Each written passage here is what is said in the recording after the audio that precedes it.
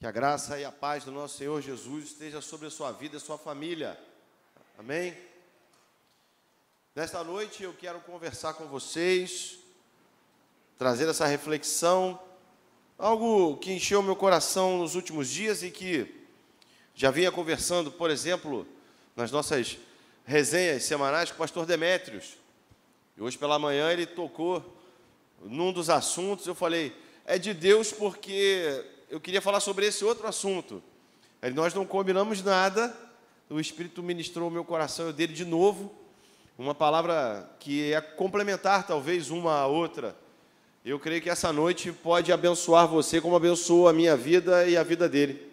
E é por isso que eu quero compartilhar com você essa reflexão.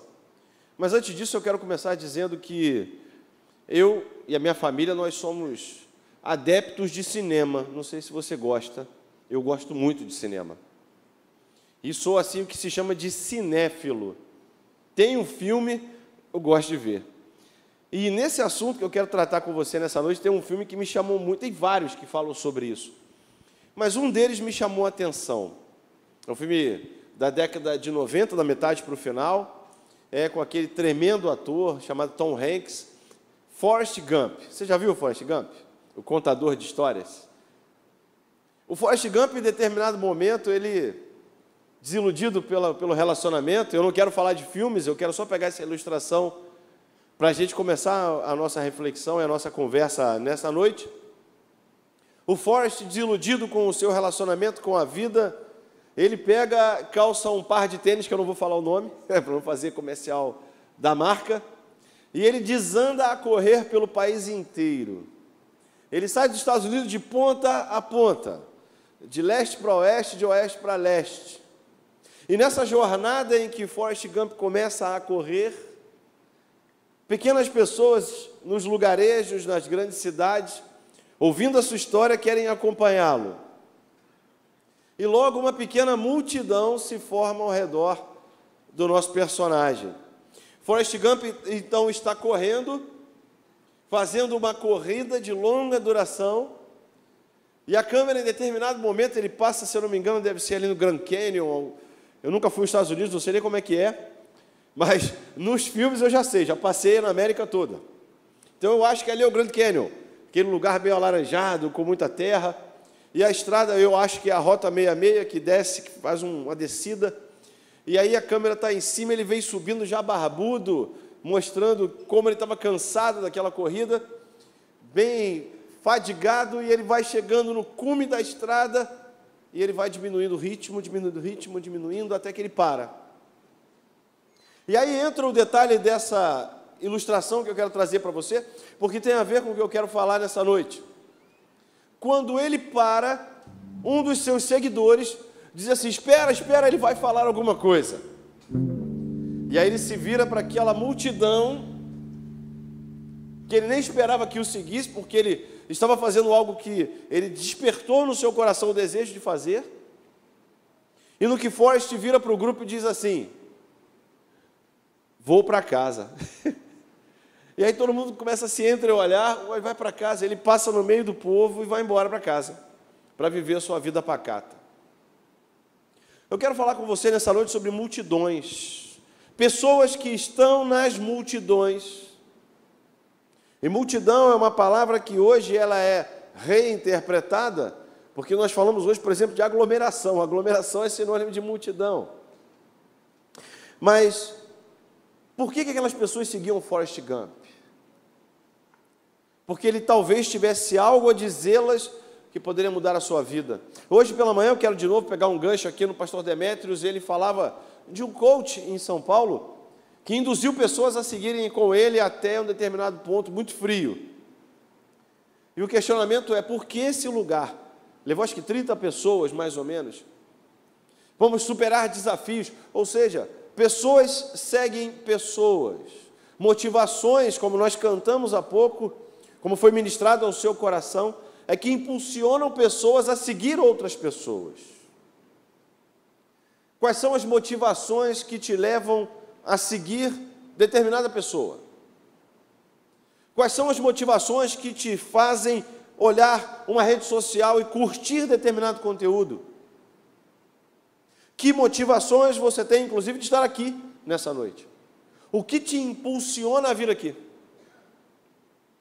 Porque se fizermos uma reflexão, e eu vou passear um pouquinho muito rápido, sobre a antropologia social, no Brasil hoje, especula-se que 31% da população brasileira, ela é evangélica, pertence a alguma denominação evangélica.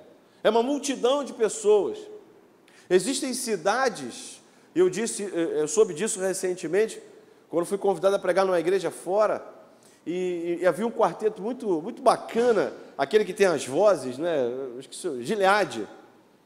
E eles disseram que aquela cantora sertaneja que faleceu num acidente trágico, a cidade dela é uma cidade que foi fundada por missionários de uma outra denominação. E aquela jovem é de família cristã. Mas, em dado momento, a cidade ela não começou mais a seguir a fé cristã 100%. Uma cidade fundada por missionários. Aqui no Brasil, em Goiânia, é que agora me fugiu o nome, mas eu vou me lembrar. Depois, se você souber, você me fala. Mas, nessa população evangélica no Brasil, que 31% simbolizam em torno de 60 a 65 milhões, qual é a diferença que a gente tem feito? Nos encontros que temos com Jesus enquanto a multidão, a aglomeração, qual a diferença que nós estamos fazendo? E por falar em multidão, nesse novo momento que vivemos, aí do outro lado, vou olhar para essa câmera aqui, ó, só para você.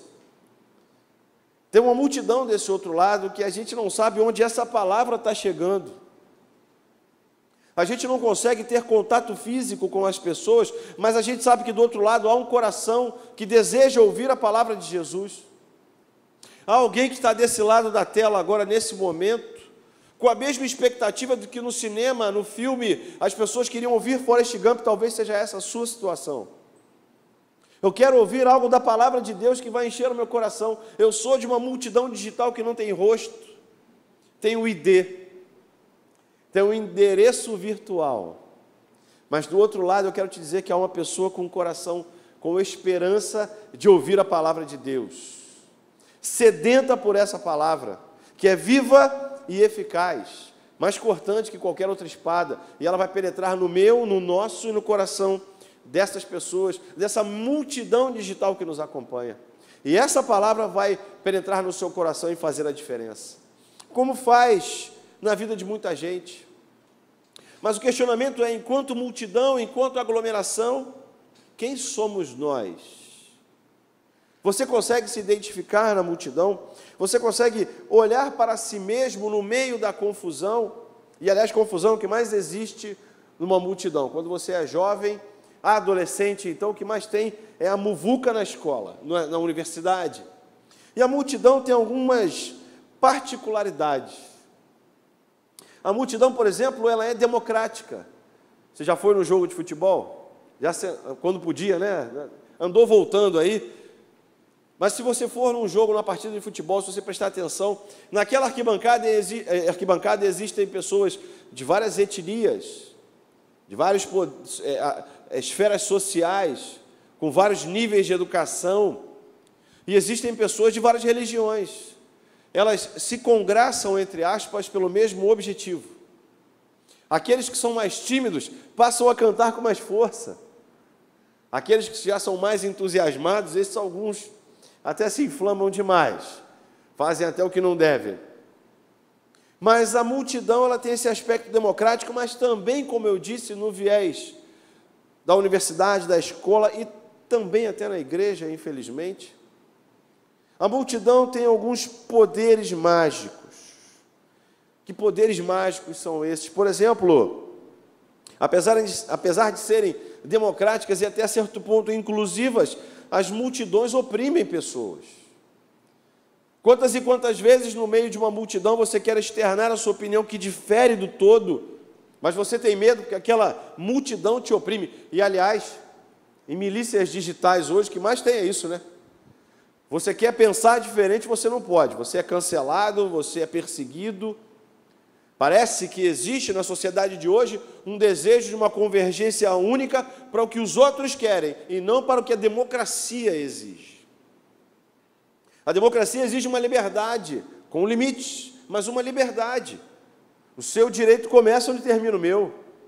Não, hoje, se você não pensar como o senso comum que está sendo imposto de cima para baixo, você é cancelado. Milícias digitais estão oprimindo pessoas, como na escola, na faculdade, no trabalho, em vários ambientes, nós somos e somos ainda oprimidos.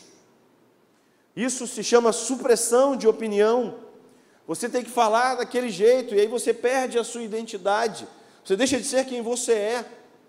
Nessa busca por uma identificação minha no meio da multidão, eu perco a identidade porque a multidão, apesar de democrática, de inclusiva, ela também faz esse papel de suprimir opiniões. A multidão também tem um outro poder mágico. É um ambiente ideal, entre aspas, para que pessoas se escondam. E na milícia digital, na rede social, então, o que mais tem? Pessoas se escondendo, é muito fácil se esconder, inclusive na igreja. Apesar das limitações, a gente entra e sai, se nós quisermos, sem falar com absolutamente ninguém. As multidões têm essas características, mas existia uma multidão num determinado espaço-tempo e que se repete hoje, haja visto tudo que eu já falei e muitas outras coisas que eu poderia ainda listar, mas eu não vou ficar perdendo tempo com isso, eu quero ir para o ponto-chave, que é a exposição da Escritura. Existem várias exposições, vários exemplos sobre multidão, e que a Bíblia nos traz a partir do surgimento do personagem Jesus Cristo. E quando eu digo personagem, é porque no recorte histórico, Israel esperava o Messias. E eis que surge, como Paulo escreve na carta aos Gálatas, capítulo 4, no versículo 4, na plenitude dos tempos, surge o Cristo Jesus. O tempo é dividido entre antes dele e depois dele. Ali é a plenitude dos tempos. Jesus, então, é apresentado ao mundo como ele é, o Messias, o Salvador. E Israel, aquela nação e todas ao redor, tinham expectativas, a multidão tinha expectativas a respeito de Jesus. Ainda não é o texto que eu quero compartilhar, mas um primeiro texto fala sobre isso, Mateus 4, 25, não precisa projetar, você acompanha comigo. Seguia a Jesus uma grande multidão da Galileia, de Decápolis, de Jerusalém, da Judéia e de todo o lado do Rio Jordão. Havia uma expectativa enorme, uma multidão, uma turba, queria saber quem era esse homem que surgiu no meio do povo, dizendo que ele era o Filho de Deus, o Messias ungido. Quem é este homem? Quem é esse que diz ser o eu sou? E Mateus, o escritor, o evangelista, deixa muito claro que uma multidão seguia Jesus. Agora, que expectativa é essa dessa multidão? Porque, como eu disse em Forrest Gump, em quantos tantos outros exemplos, pessoas seguem pessoas, elas querem ouvir o que o outro tem a dizer. E a multidão que seguia Jesus tinha, como numa arquibancada de futebol, uma pluralidade enorme de características de pessoas. Haviam pescadores, carpinteiros, doentes, leprosos, cegos, gente comum, gente que queria se esconder na multidão, gente que queria aparecer na multidão, gente que desejava muitas coisas, mas será que desejava o Messias? A pergunta que se cabia é: quem eram aquelas pessoas na multidão? A pergunta que cabe nessa noite, para mim e para você, perdão, a pergunta que cabe é: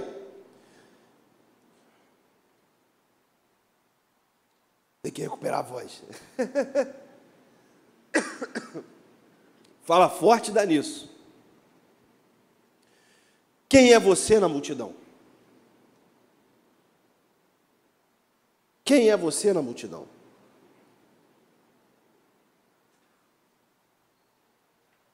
Senhor, Tem misericórdia na minha garganta. Esse negócio de quente, frio, ar-condicionado, calor, se derruba. Pastor, então, sofre. Quem somos nós? Quem é você? Você consegue se identificar? Seria eu um doente, um paralítico? Talvez eu não seja, mas eu posso ser um leproso na minha alma.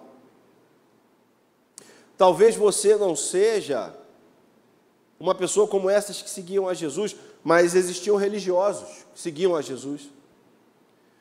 Existiam pessoas com interesses escusos, mesquinhas, egoístas. Que tipo de pessoa segue a Jesus que não há uma transformação nessa nação? Que tipo de pessoa é essa que seguia Jesus, que quando ele confrontava os religiosos, ele dizia aos seus hipócritas: raça de víboras.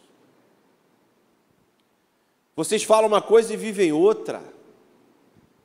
Até onde isso se aplica à minha vida e à sua vida? Mas, Senhor, pastor, que palavra dura. Em dado momento, Jesus, após o Sermão do Monte, pergunta: vocês também vão me abandonar? Porque dura essa palavra. Mas a palavra de Deus, ela é exortativa. Paulo escreve a Timóteo, dizendo: Timóteo, não se desvie dessa palavra, porque ela é apta para corrigir, para ensinar, para exortar, para dirigir no caminho certo. Dura é a palavra, mas a palavra do Senhor deseja corrigir o nosso caminho, e a gente tem que olhar para esses dados da nossa nação, olhar para essas situações da sociedade, olhar para nós mesmos e perguntar: meu Deus, o meu encontro com Jesus está gerando o quê? Como foi falado de manhã. Quem sou eu nessa multidão? Eu sou mais um? Eu sou mais uma? Quem sou eu na multidão? Volto para aquele texto para você entender qual era a expectativa. Talvez seja a nossa também. Eu não sei. Mas aquele povo, naquele recorte de espaço e tempo, tinha algumas expectativas. As três principais. Havia necessidade, o desejo popular de uma revolução contra o domínio romano.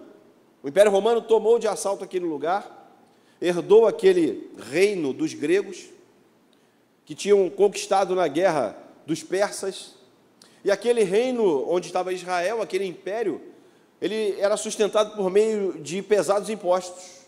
Herodes faz um acordo com Pilatos, que representava Roma, e oprimia o povo com impostos pesados. A religião, que serve para religar o homem a Deus, estava misturada com a fé. Utilizava-se a religião judaica para extorquir mais impostos do povo. O povo revoltado desejava um Messias forte. A promessa de Davi, de um homem que desembainharia a espada, reunificaria a nação, traria paz a Israel e expulsaria os invasores daquela região. Era um Messias geopolítico. A segunda expectativa era a necessidade de um Messias com características espirituais muito específicas. E quais eram? Aquele Messias que Jesus Cristo começou a dizer que de fato era, mas o povo queria ouvir de Jesus uma mensagem para restabelecer a religião de Israel. Porque os gregos e os romanos tinham profanado o templo era lugar de orgia, de festas, de sacrifícios de animais impuros, era um lugar de festas humanas, de orgias humanas. Então, o desejo, a expectativa daquela multidão que seguia Jesus, da Galileia até Decápolis, de toda Jerusalém, Judeia e depois do Rio Jordão, era que aquele Messias restabelecesse a religião. E não a religião institucional, e não a fé no Deus vivo. O terceiro interesse era pior ainda, porque era o interesse individual. Pessoas se achegavam àquela multidão com um desejo único e exclusivo. O que você tem para me dar? Eu quero ir até Jesus, o Messias, o Filho de Deus, para que ele diga assim: está curado e vai embora. Opa, valeu, fui. Não preciso de mais nada. Essa terceira expectativa era mesquinha, egoísta. Quem sabe não é também a nossa.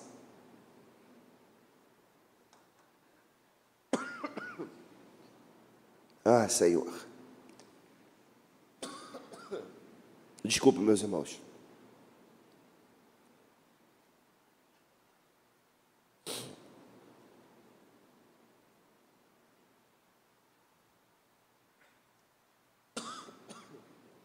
Senhor, tem misericórdia da minha vida. Toca agora nas minhas cordas vocais, Senhor.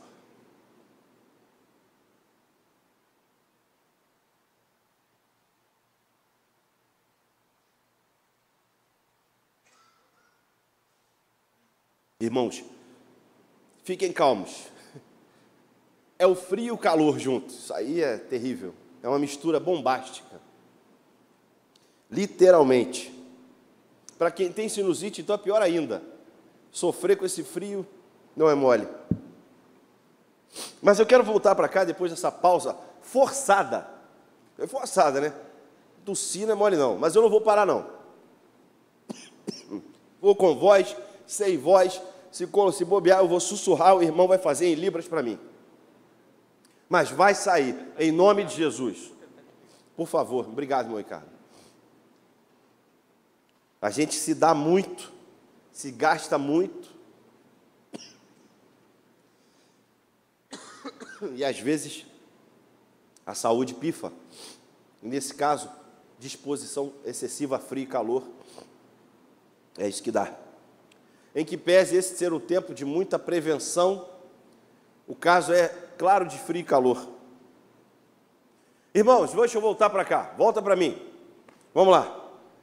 O Senhor está nos falando nessa noite é que existem expectativas numa multidão acerca daquele a quem nós seguimos. E aquela multidão tinha essas três expectativas. Qual é a minha e a sua expectativa quando nos aproximamos de Jesus?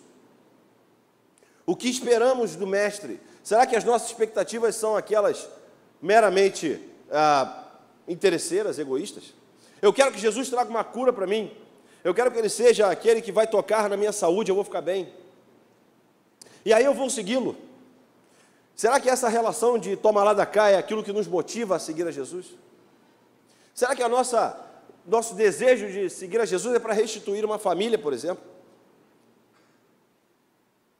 Porque muitos daqueles judeus, aqueles fariseus hipócritas, desejavam a restituição da sua relação com a religião, porque perderam a mão no ensino das famílias. Aquilo que o escritor de Deuteronômio havia dito, em Deuteronômio capítulo 6, para que os pais ensinassem os seus filhos no caminho, que a palavra de Deus fosse ensinada dia e noite, dia após dia,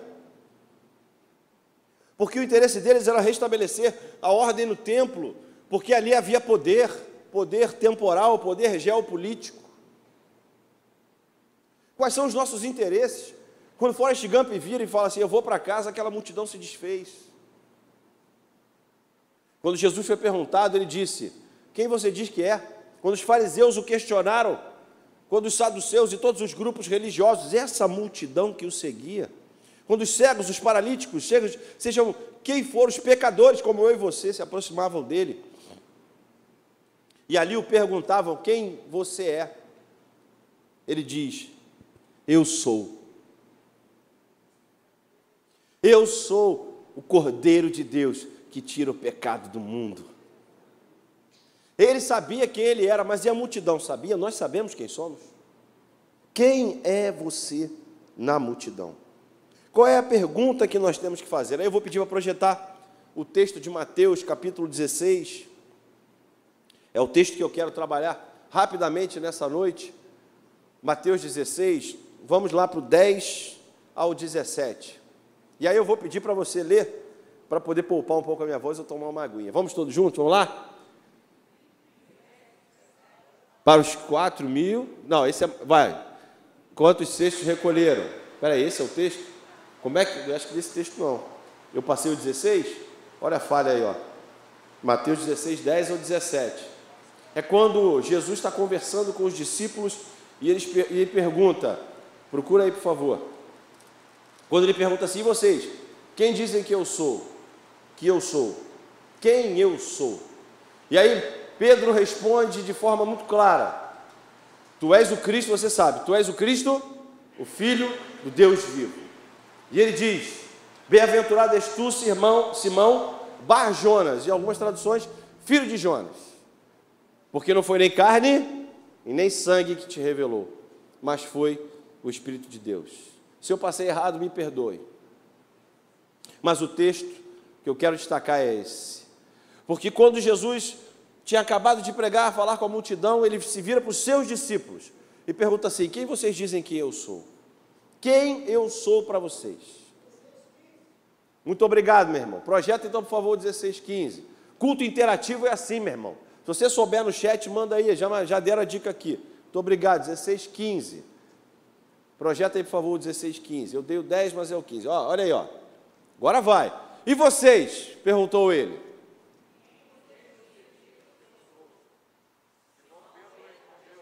Tu és o Cristo, Filho do Deus vivo.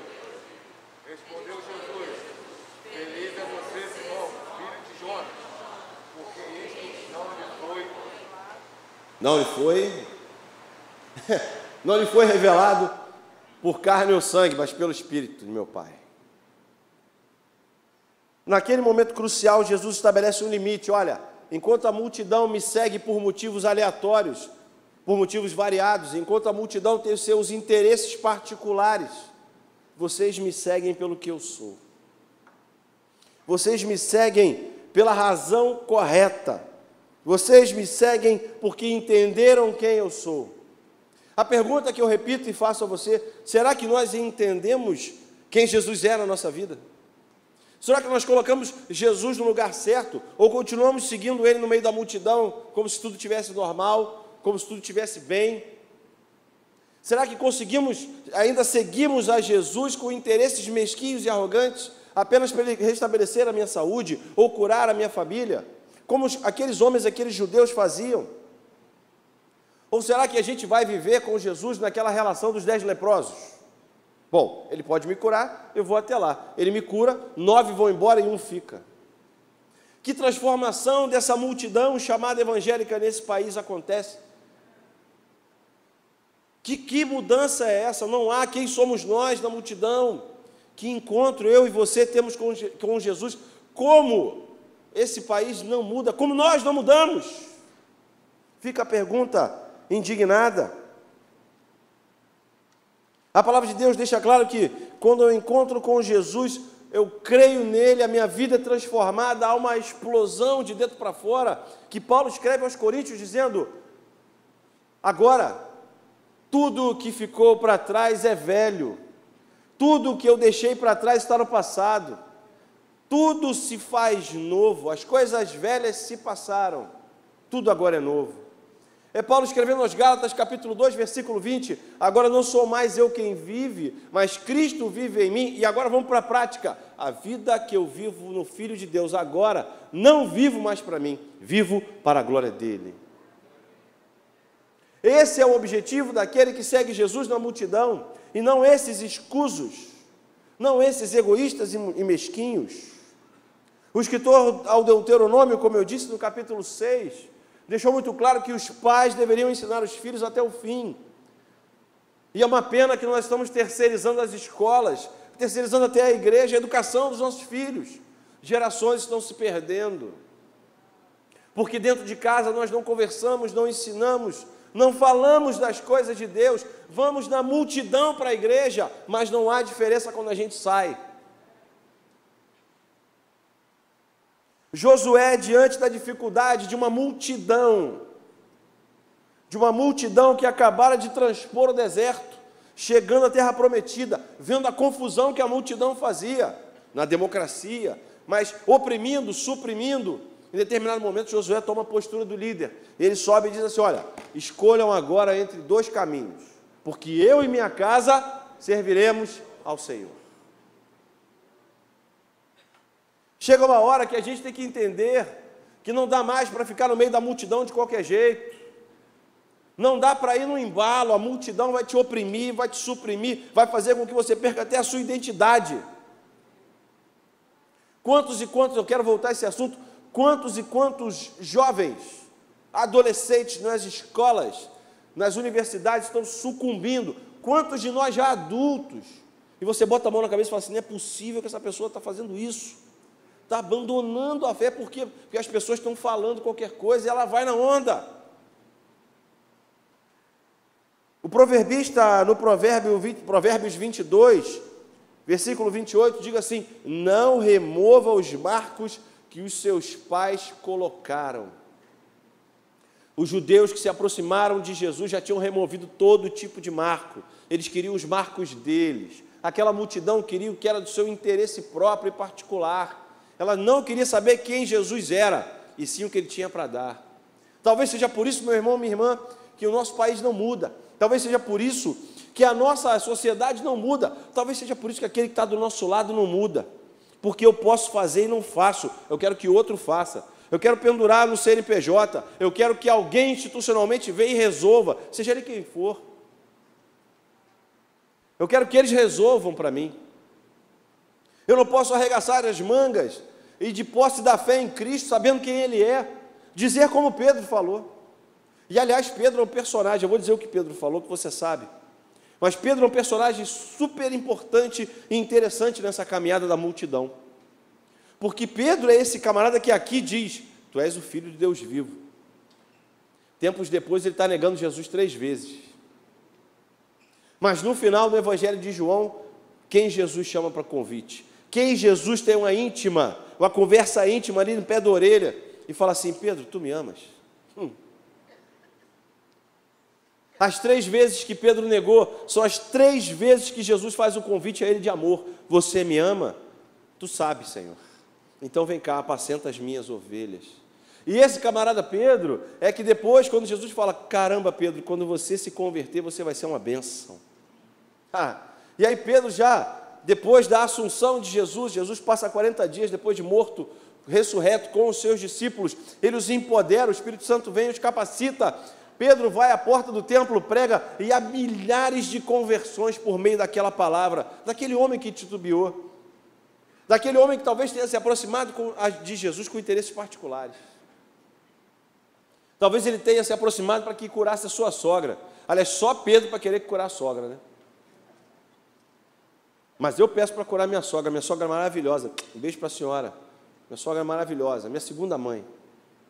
Não é verdade? Sogra é uma bênção, irmãos. Tenha uma sogra para se chamar de sua, seja uma sogra abençoada. Mas Pedro podia se aproximar com qualquer interesse. De repente, pelo seu negócio, meu barco pesqueiro vai mal, ele pode fazer uma pesca maravilhosa e abundar no meu barco e eu ficar rico e virar as costas para Jesus.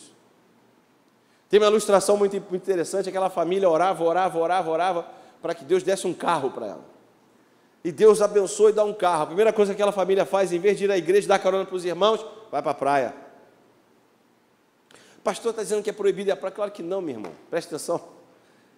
Estou dizendo que onde está o seu coração, ali está o seu tesouro. Quem é você na multidão? Onde está o seu coração?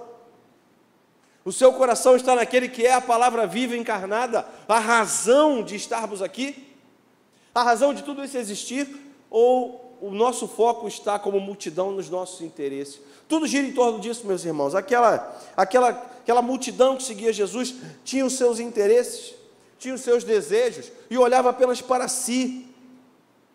Não olhava para a comunidade, não olhava para a benfeitoria que podia ser feita através dela. Porque eu, uma vez transformado, transformo o mundo. Um outro filme que eu gosto muito, esse é feito pelo Jim Carrey, Todo Poderoso. Um camarada que quer ser Deus por um dia.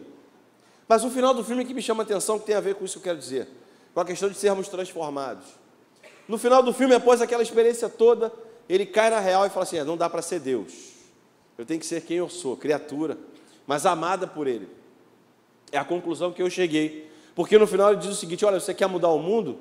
Mude um mundo de cada vez. E mudar um mundo de cada vez, significa mudar o meu mundo primeiro. Qual é a sua resposta diante desta pergunta que Jesus faz? Quem é você na multidão? O que você diz para Ele de quem Ele é? Ele é o teu abençoador ou Ele é o teu salvador? Nas multidões que seguiam a Jesus, havia todo tipo de gente, com vários interesses. Mas eu quero sem mais delongas, porque a situação minha aqui já deu aquela travada, mas eu creio que pelo Espírito a coisa está caminhando bem. Eu quero te dizer 3 coisas a respeito de você poder se identificar na multidão e responder essa pergunta sobre quem você é. Eu espero que essa palavra penetre no seu coração, apesar das minhas limitações, inclusive dessa limitação que acabou atrapalhando um pouco, meus irmãos, pela qual eu peço desculpa a vocês. Mas recomposto já de algum tempo, eu quero te desafiar e se identificar no meio dessa multidão evangélica, no meio dessa multidão em Vila da Penha, no meio dessa multidão de pessoas que entregaram a vida a Jesus, que eu e você fazemos parte. Identifique-se de 3 maneiras: destacando-se da multidão e encontrando a Jesus. Eu quero te desafiar, em primeiro lugar, a não ter medo de identificar-se com Jesus. Não tenha medo de identificar-se com Jesus. Os discípulos não sabiam quem Jesus era. Eles não tinham essa dimensão, porque cada um percebia Jesus do seu jeito. Mas Pedro sabia quem era Jesus. Tu és o Cristo de Deus. No meio da multidão que oprime, que suprime opiniões, que te repreende, não se cale. Eu sou filho ou filha do Deus vivo. Eu sou marcado ou marcada pelo sangue. O Cristo de Deus é o meu Senhor e o meu Salvador. Pedro não teve medo, apesar de titubear, como eu já disse. Mas lá na frente, apesar dos seus vacilos, Jesus o confrontou e ele caiu na real. Ele entendeu quem ele era na multidão e Deus o usou poderosamente para transformar toda a realidade. A partir da sua mudança, Jerusalém mudou, uma igreja passou a ser instituída, porque Jesus disse a ele: olha, Pedro, não é através de você, é através de mim, mas você vai ser instrumento para me ajudar a liderar a igreja a partir de Jerusalém. Não é sobre você que eu estou falando, é sobre mim. Eu sou a pedra, mas você é pedrinha que junta com outras pedrinhas. Quando junta com outras pedrinhas, se torna aquilo que o apóstolo Pedro escreve na sua 2ª carta: somos um edifício vivo, somos o sacerdócio real, somos a nação santa, o povo escolhido de Deus, que identifica-se na multidão dizendo: Jesus Cristo é o meu Senhor, Ele é o Cristo de Deus para a minha vida e para o mundo. Essa é a primeira identificação que eu e você precisamos fazer. Não tenha medo de identificar-se com Jesus no meio da multidão. No segundo momento, diga para a multidão, afirme para eles, para quem está aí ao seu redor, quem é Jesus para você. Não apenas diga, porque tem muita gente que na religiosidade sabe dizer: não, eu sou crente, sou evangélico, o endereço da minha igreja é tal, mas carrega a marca de Cristo. Sofreu, por exemplo, recortando Pedro novamente, sofreu de novo aquela dificuldade, sofreu aquela negação de você ter que olhar para si mesmo e falar: meu Deus, eu neguei o mestre hoje. Senhor, eu pequei contra ti. Eu não acredito, eu errei. Será que, como Pedro, nós podemos nos identificar assim? Dizer para a multidão quem Jesus é para mim. Ele não é apenas um amuleto, ele não é apenas aquele cara que me diz: olha, domingo você vai na igreja, olha, você não pode fazer isso, não pode fazer aquilo. Não, ele é meu amigo, é aquele que caminha ao meu lado, é aquele que me tirou das trevas, do pecado, me lavou no seu sangue e me garante a vida eterna. Eu preciso dizer para a multidão quem Jesus é. Porque enquanto hoje todo mundo é aceito pelos seus discursos, porque o seu e o meu são calados? Porque as pessoas dizem para termos medo de seguir a Jesus? Não se acovarde diante da multidão. Identifique-se sim, como Pedro. Diga: olha, eu preciso do meu Salvador todos os dias. Mas reafirme quem Jesus é para você diante da multidão. Não tema, não se cale. Diga para a multidão: eu sei em quem eu tenho crido. Ele é meu Redentor, e Ele garante no último dia a minha salvação. Eu quero lembrar a você o que o apóstolo Tiago disse na sua carta. Tiago capítulo 4, versículo 4. Aquele que é amigo do mundo se torna inimigo de Deus. E Jesus nos convidou para sermos amigos dele, e não amigos do mundo, e não amigos de multidões, e não simpáticos a determinadas ideologias ou correntes. Não, o meu prazer, como diz o salmista, está na palavra do Senhor. Nela eu medito de dia e de noite. O meu prazer é te louvar, como diz a canção.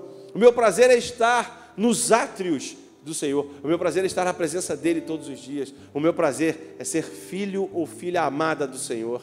Não deixe que a multidão te oprima, suprime a sua opinião. Pelo contrário, reafirme quem Cristo é para você e diga: Ele é o meu Senhor, Ele é o meu Salvador. E em terceiro, não se preocupe se a multidão te abandonar. Não se preocupe, porque a verdadeira multidão está te esperando. Vai comigo lá em Apocalipse capítulo 7, versículo 9. A palavra de Deus diz assim: depois dessas coisas, depois dos selos serem abertos, eu vi uma grande multidão, aleluia, multidão que ninguém podia contar, multidão de todas as nações, tribos, povos e línguas, multidão essa que estava de pé diante do trono e na presença do Cordeiro, todos vestidos com as suas roupas brancas e segurando palmas nas mãos, do mesmo jeito que quando Jesus entrou em Jerusalém para a Páscoa, para o tempo do seu sacrifício, aquelas pessoas agitando as palmas das mãos diziam: Hosana, Hosana, bendito é o que veio em nome do Senhor. Só que aqui, meu irmão, aquela multidão virou as costas para Jesus, porque em cima daquilo que o povo fez há um ditado popular mentiroso, biblicamente equivocado, que a voz do povo é a voz de Deus. Isso é uma mentira. Porque no indulto de Páscoa, entre um bandido, matador, assassino e Jesus o Salvador, o povo escolheu Barrabás. A voz do povo não é a voz de Deus.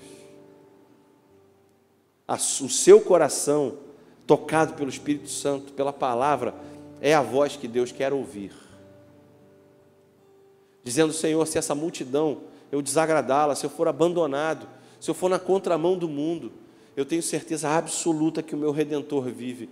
Eu tenho certeza absoluta que naquele grande dia, depois da grande tribulação, depois de viver essa dificuldade nessa vida, as minhas vestes serão lavadas e eu estarei com uma multidão de vários lugares do mundo, dizendo: bendito é aquele que venceu a morte, bendito é o Cordeiro de Deus, em quem eu deposito a minha fé, em quem está a minha esperança, em quem a minha vida está. Bendito seja o nome do Senhor. Essa multidão é o desejo que Deus tem para mim e para você, para que a gente saia dessas multidões que nos oprimem, que nos constrangem, com pessoas que não têm o que dizer, mas sigamos a Jesus com inteireza de coração, porque essa multidão é a multidão que nos aguarda, é a multidão do Deus que está conosco, que nos chama de amigo, que está comigo e com você diariamente. Mas para tanto, meu irmão, é preciso recortar de novo a história de Pedro e trazer para a minha vida e para a sua. E Pedro, em dado momento, arrependeu-se dos seus erros, olhou para si mesmo, viu que a multidão o oprimiu, percebeu que a multidão suprimiu sua opinião, ele percebeu que a multidão o abandonara, mas ele sabia que Deus nunca o havia deixado, e que em Cristo Jesus, quebrantando o seu coração, a luz resplandeceria sobre ele, sua vida seria transformada, ele reconheceria a Jesus Cristo novamente, os seus olhos se abririam, reconheceriam a Jesus como Ele é, declararia isso à multidão, encarnaria isso como missão de vida, e no grande dia, estaria presente nessa grande multidão de salvos e remidos. Eu pergunto a você, eu queria que você entendesse muito bem isso. Quem é você na multidão? Eu gostaria que você se perguntasse, em qual momento da minha vida, eu estou trazendo para mim, mas eu gostaria que você se perguntasse, você que está aqui presencialmente, você que está em casa, Seja onde você estiver, para um pouquinho. Deixa eu falar com você. Quem é você na multidão? Você está seguindo a quem? Que tipo de pessoa você está seguindo? Que tipo de vida você está levando? Se você diz que segue a Jesus, mas não o obedece, tem alguma coisa errada. E não é com Jesus. Pode ser comigo, com você. Quem é você na multidão quando você sai todos os dias? Quando você vai para o seu ambiente de trabalho, para o seu ambiente escolar, onde você convive, na sua família. Quem é você nessa multidão? Será que eu e você podemos dizer, como Paulo escreveu na carta aos Coríntios, que por onde nós passássemos, o aroma de Cristo seria sentido? Somos eu e você o bom perfume? Será que nessa multidão eu tenho feito a diferença, porque Jesus é a diferença na minha vida? Será que nós somos embaixadores? O embaixador, quando vai para um país, ele representa todos os interesses daquela nação. Não é só política, é humanitário. Não é só político e humanitário, é também de ação social, é também de presença. É um embaixador, é um representante nosso naquele lugar. Será que eu e você somos embaixadores de Cristo onde passamos? Quem é você na multidão? E aí vem a minha última pergunta. Quando o Evangelho começou a se espalhar a partir de Jerusalém, como Jesus havia dito em Atos capítulo 1, versículo 8, quando a partir de Jerusalém começa a onda missionária, o Evangelho se espalha por todo o Oriente, chegando até a Europa, a Ásia Menor. Os cristãos são identificados como cristãos ali. Naquela cidade, as pessoas foram chamadas pela primeira vez de cristãos. Do grego, pequenos cristos. Representantes de Jesus naquele lugar. Embaixadores, embaixatrizes. Trazendo para o nosso contexto, embaixadores e mensageiras. O bom perfume, o aroma, o sal da terra, a luz do mundo. Onde chega traz brilho, onde está sem graça traz o sal e o sabor da vida. É para isso que fomos chamados. Mas somos esse tipo de pessoas, ou ainda somos aqueles que acompanham Jesus de qualquer jeito, com interesses egoístas, políticos, ideológicos, para ficar bem numa multidão, para encontrar um grupo de amigos? Não é para isso que Jesus nos chamou. Ele nos chamou para que declaremos que Ele é quem Ele diz que é. É para dizermos que Ele é o nosso Salvador, que Ele é o nosso Senhor, que a nossa vida está em Suas mãos e nada pode arrebatá-la, que Ele tem todo o poder no céu e na terra, toda a autoridade para repreender, para expulsar, mas principalmente para vencer a morte e nos dar a vida eterna em nome de Jesus. É com autoridade que eu te digo isso, com autoridade das Escrituras Sagradas, porque elas dizem e dão testemunho de quem Ele é para mim, e dão testemunho de quem Ele é para nós. Então que respondamos quem nós somos na multidão. Somos filhos e filhas de Deus, cheios da missão, cheios de amor, para que onde quer que nós saiamos, após esse e sejam quais cultos frequentarmos, na nossa relação com Cristo pela palavra, para sermos o aroma suave, o bom perfume, a resposta que esse mundo precisa. Fique de pé no seu lugar e vamos cantar essa canção, que pode ser muito bem a sua resposta. Eu não vou te desafiar a levantar a sua mão, não vou te desafiar a vir aqui à frente, até porque não dá, mas eu queria que você fizesse essa análise, cantando essa canção. Não a reproduza, cante com o coração.